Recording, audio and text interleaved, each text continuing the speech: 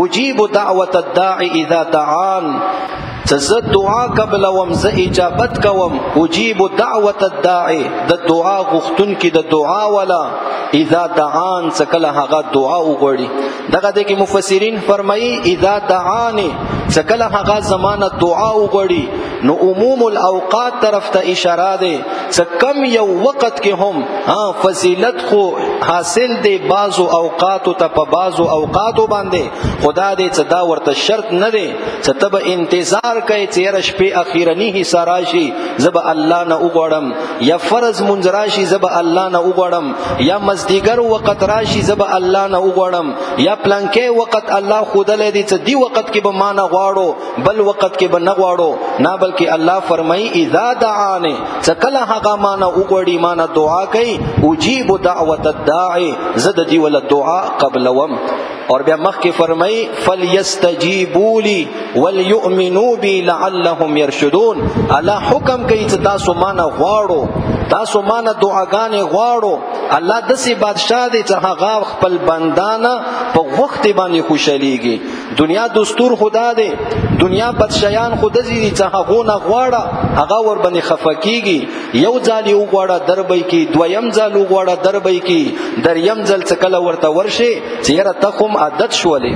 خو الله داسې ذات دی چې الله نه څومره زیات غواړي هغومره الله تعالی ور باندې خوشحالیږي، او الله تعالی نه څه غواړي نه الله ور باندې خفه کیږي. پیغمبر علیه الصلاۃ والسلام حدیث مبارک دی چې من لم يسأل الله یغضب عنه، چې کم یو کس الله تعالی ته سوال نه کوي، الله تعالی نه دعاګانې نه غواړي، یغضب عنه الله تعالی دغه بنده نه خفه کیږي چې دغه بنده ما نه غواړي ولې نه.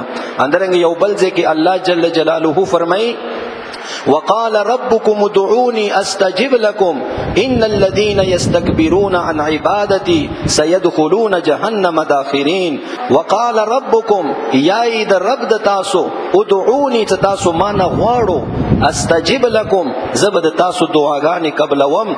ان الذين يستكبرون عن عبادتي، اور بشکا هغه خلق چې هغه الله تعالی نه غواړي نه تکبر وکي لوی وکي، ان عبادتي زما د عبادت نه دعاګانو نه، سيدخلون جهنم داخرين. الله فرمایي چې دغه خلق په جهنم کې ذلیل او رسوا داخليږي. نو داسې زمونږ الله دی چې الله نه غواړه الله خوشحالیږي، په خپل حکم کوي. چې کله الله نه غواړي الله تعالی په دې باندې خفه کیږي. او نن سبا مونږ او تاسو خپل ځانونو ته وګورو چې د دعاګانو ولا عادت بالکل ختم شوی دی. مونږ او تاسو بالکل دعاګانې نه غواړو. کچرته یو امام فرض منځه د بعد یا یوې موقع باندې دعا لغوندې اوږدا کی، نو بس بیا مو ورته زړه تانګ شي. همدارنګې فرض مونځ وشي نو بیا منډه مو وي جومات نه ووځو، داسې مونږ ته لاګي لکه مونږ جیل کې چا بندیان کړیو، مونځ وشولو د جیل دروازه کولاو شوه اوس منډه دی نه، بلکې الله تعالی نه غواړه الله په دې باندې خوشحالیږي.